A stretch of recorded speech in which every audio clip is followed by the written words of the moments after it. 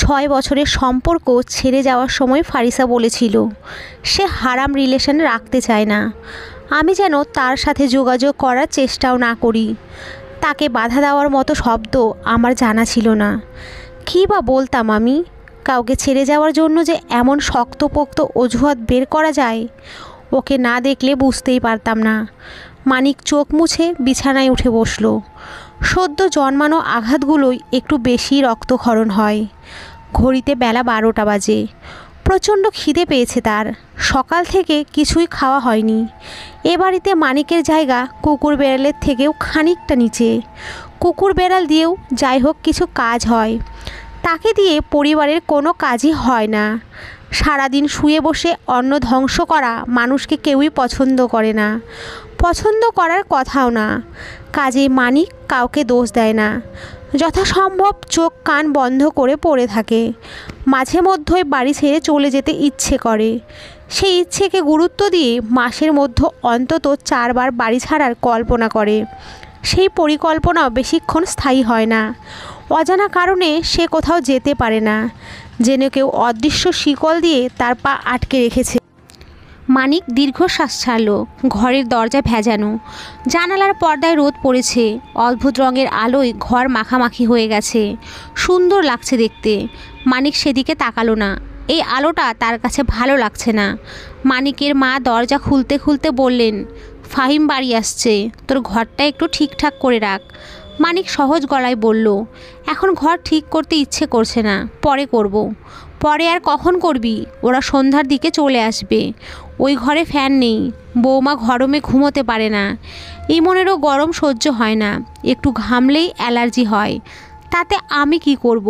আব্বাকে বলো গিয়ে নতুন ফ্যান কিনে আনতে। আমি কোথাও যেতে পারবো না। তোর বাপের হাতে টাকা পয়সা নেই, এখন ফ্যান কেনা যাবে না। ওরা যে কদিন থাকবে এ ঘরেই থাকবে, তুই বারান্দায় থাকিস। এমনিতেই তোর গরম কম। হাওয়া বেগমের এই কথাটা মিথ্যে। মানিকের গরম কম না, বরং খুব বেশি বলা চলে। রাতের বেলা পাখানা ঘুরলে ঠিকঠাক ঘুম হয় না।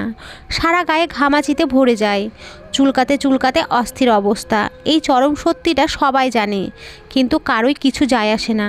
ফাহিম বাড়িতে আসলে মানিকের বারান্দায় ঘুমাতে হয়। বিগত 13 বছর ধরে এই ঘটনার পুনরাবৃত্তি হচ্ছে। বাড়ির বড় ছেলে বছরের মধ্যে এই একটা মাস বাড়িতে আসে। এ সময় তার যত্ন আত্মীর কোনো ত্রুটি হয় না, হবারও কথাও না। বেশিরভাগ মায়েদের বড় ছেলের প্রতি বেশি নজর থাকে। মজার ব্যাপার হচ্ছে, এত বছরেও বারান্দায় ফ্যান লাগানো হয়নি। আগের মাটির ঘরেও না, এখনকার পাকা দালানেও না। এক সময় এই ব্যাপারটা নিয়ে অনেক ঝামেলা হতো। মানিক গলা ছেড়ে কাঁদত। এখন আর কিছুই বলে না, বলতে ইচ্ছে করে না। গা সওয়া হয়ে গেছে। চুপ করে আছিস কেন? যা, কোথায় যাব? ঘর ঠিকঠাক কর। শুধু ঘর ঠিক করলেই হবে না, বাথরুমটাও একটু ঠিকঠাক করতে হবে। পুকুর থেকে মাছ ধরবি। কতদিন পরে ওরা আসবে। ফাহিম পুকুরের বড় মাছ খেতে চেয়েছে।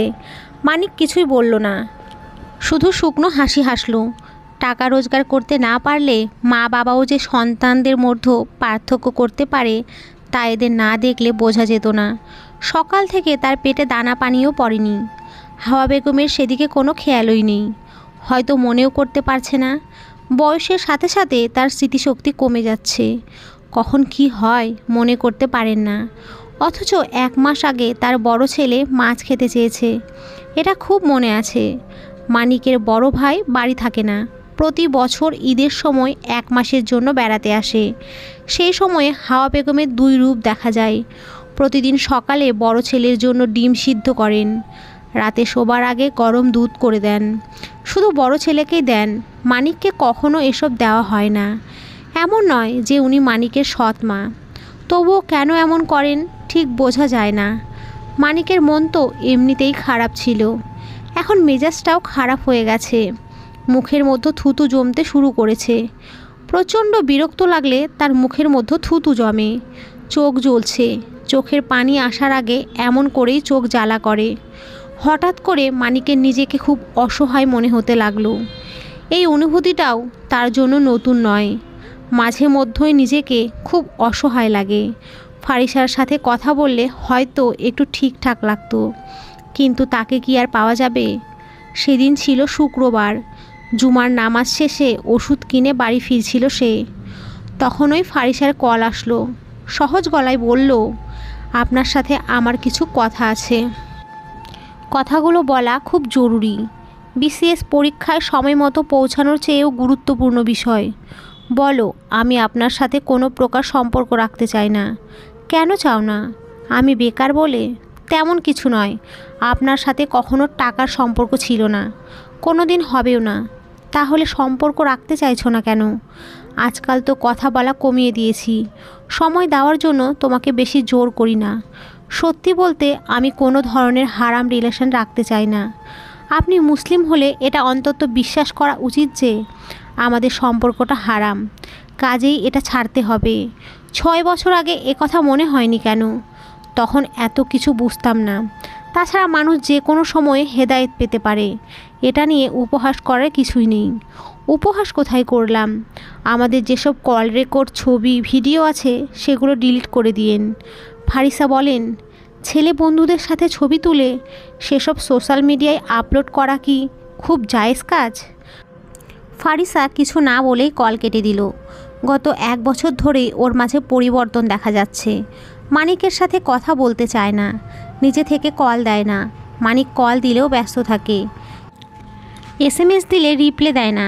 কাজ করি, শরীর খারাপ, হেন তেন নানান অজুহাত, সোজা ভাষায় যাকে অবহেলা বলে। অবশ্য ফারিসার এসব অবহেলা সহ্য করেই মানিক ওর সাথে থেকে গেছে। ছেড়ে যাওয়ার যে কোনো উপায় রাখেনি, নিজের সবটুকু দিয়ে ওকে ভালোবেসেছে। এই শহরের সব পুরুষ ঠকবাজ হয় না। সবাই পুরাতনকে ভুলে গিয়ে নতুন প্রেমে পড়তে পারে না। নিকোটিনের ধোঁয়ায় কষ্ট কমানোর চেষ্টা করে শুধু। মানিকের জীবন এমন ছিল না। বছর 2 আগেও বেসরকারি প্রতিষ্ঠান ভালো বেতনে চাকরি করত। হাওয়া বেগম কোনো কালেই মানিককে তার বড় ছেলে থেকে বেশি পছন্দ করেননি। তবে চাকরি থাকা অবস্থায় ওকেও বেশ গুরুত্ব দিত। সকালে উঠে গরম ভাত রান্না করে দেওয়া থেকে শুরু করে রাতের বেলা মাথায় তেল পর্যন্ত ফারিসার সাথেও বেশ ভালো সম্পর্ক ছিল। কাজের ফাঁকে দিনের বেশিরভাগ সময় একে অন্যের সাথে গল্প করত। হঠাৎ করে চাকরি চলে যাওয়ার পর থেকেই সবার মাঝে পরিবর্তন দেখা দিয়েছে। কেউই ওকে ঠিক করে সহ্য করতে পারছে না। কিছু দেওয়ার ক্ষমতা না থাকলে পৃথিবীর কেউই কাউকে গুরুত্ব দেয় না। মানিক ছোট্ট একটা নিঃশ্বাস গোপন করে চোখ বন্ধ করলো। ঘরের মতো থাকতে পারছে না। মনে হচ্ছে ঘরের দেওয়ালগুলো ওকে চেপে ধরবে। নজু কাকার দোকানে লোকজন নেই। দুপুরের সময় এখানে কোনো লোক থাকে না।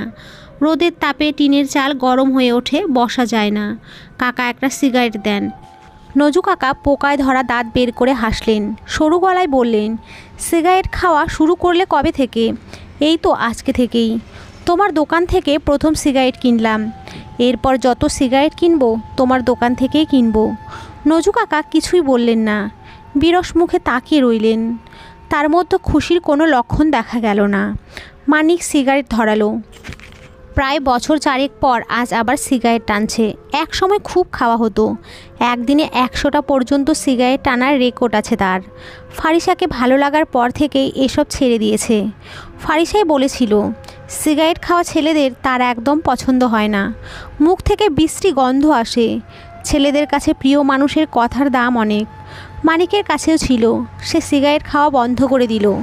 প্রথম দিকে একটু একটু কষ্ট হতো, মাথার ভেতরে শুকনো যন্ত্রণা অনুভব হতো। পরে আস্তে আস্তে ঠিক হয়ে গেছে। সিগারেট বিস্বাদ লাগছে। খালি পেটে সিগারেট টানার জন্য পেট মোচড়াচ্ছে, বমি আসছে। মানিক গলা কেশে একদলা থুতু ফেলল। নিচু গলায় বলল, 1 কাপ চা বানাও কাকা, চিনি দেবে না, শুধু লিকার থাকলে একটু লেবু চিপে দিও। নজু কাকা হাত বাড়িয়ে চায়ের কাপ আনলেন। গরম পানি ঢালতে ঢালতে বললেন, খবর শুনছো? কি খবর? ওই পাড়ার কুতুবের মেয়ের বিয়ে ঠিক হয়েছে। ছেলে বিশাল বড় লোক। ঢাকা শহরে 4টে বাড়ি। ছেলের নিজেরই 2টা গাড়ি আছে। ছেলেপক্ষ কাল খোঁজ খবর নিতে এসেছিল। আমার দোকানে বসে অনেক কিছু জিজ্ঞেস করলো। মানিক চমকে উঠল। সেই চমক নজু কাকার নজর এড়ালো না।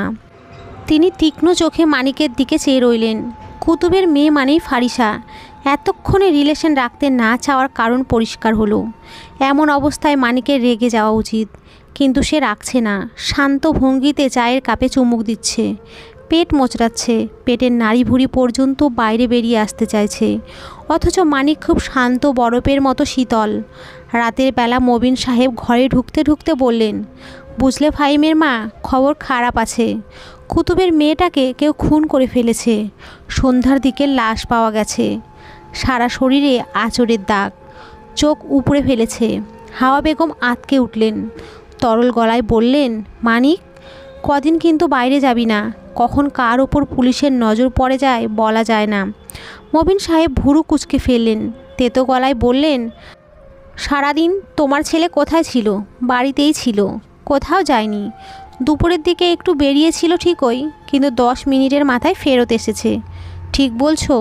হ্যাঁ, আমি নিজের চোখে দেখেছি। মবিন সাহেব দীর্ঘশ্বাস ফেলে ঘরের মধ্যে চলে গেলেন। হাওয়া বেগম বললেন, এই কি তোর সেই ফারিসা? মানিক জবাব দিল না, শান্ত ভঙ্গিতে বই বন্ধ করলো। তার ঠোঁটের কোণে রহস্যময় হাসি ফুটে উঠেছে। বন্ধুরা, আজকের এই গল্পটি এই পর্যন্তই। সকলে খুব ভালো থাকবেন, হাসি খুশি থাকবেন এবং আমাদের পাশে থাকবেন। সবাইকে ধন্যবাদ।